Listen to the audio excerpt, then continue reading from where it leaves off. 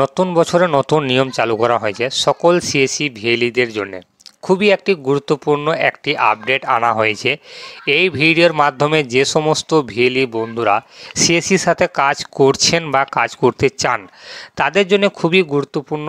যে সমস্ত বন্ধুরা সিএসসি আইডি নিয়ে নতুন পেয়েছেন এবং অনেকেই পুরাতন আইডিতে কাজ করছেন অনেক দিন ধরেই, যারা অনেক দিন ধরে কাজ করছেন না তাদের জন্যে খুবই গুরুত্বপূর্ণ আজকের এই ভিডিওটি।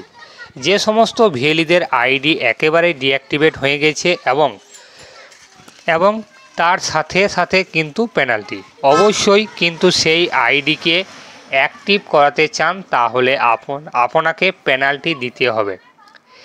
যে সকল সিএসসি বন্ধুরা আগে কাজ করতেন এখন কাজ করছেন না তাদেরকে পেনাল্টি দিতে হচ্ছে তা আপনি কি করে জানবেন? সেটি হলো আপনাদের যে সিএসসি রেজিস্টার মোবাইল নাম্বারে এসএমএস পাঠাচ্ছে সরকার থেকে।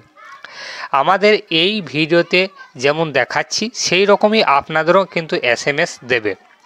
অনেকেই 6 মাস ও 3 মাস ধরে কাজ করছেন না তাদেরকে পেনাল্টি দিতে হবে। অনেকেই ভাবছেন কাকে কত টাকা দিতে হবে।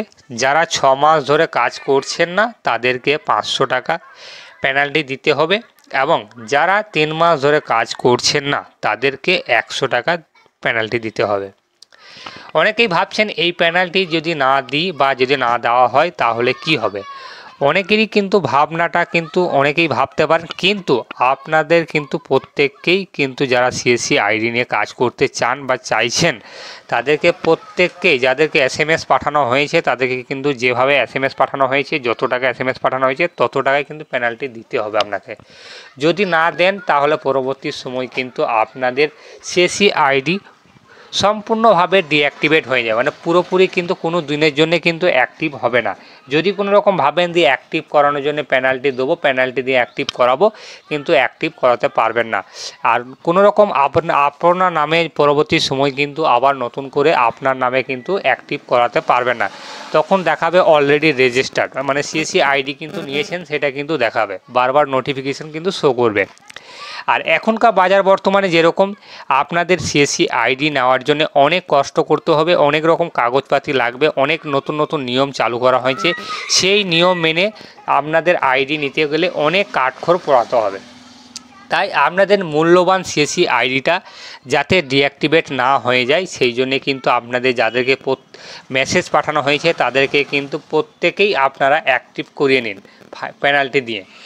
আপনারা কিভাবে পেনাল্টি দিয়ে কাজ করাবেন বা কিভাবে অ্যাক্টিভ করাবেন পরবর্তী ভিডিও কিন্তু আমাদের এই চ্যানেলে পাওয়া যাবে। তাই এই ভিডিওটি আমাদের এই পর্যন্তই। যদি ভালো লেগে থাকে অবশ্যই ভিডিওটি আমাদের লাইক বা সাবস্ক্রাইব করে দেবেন।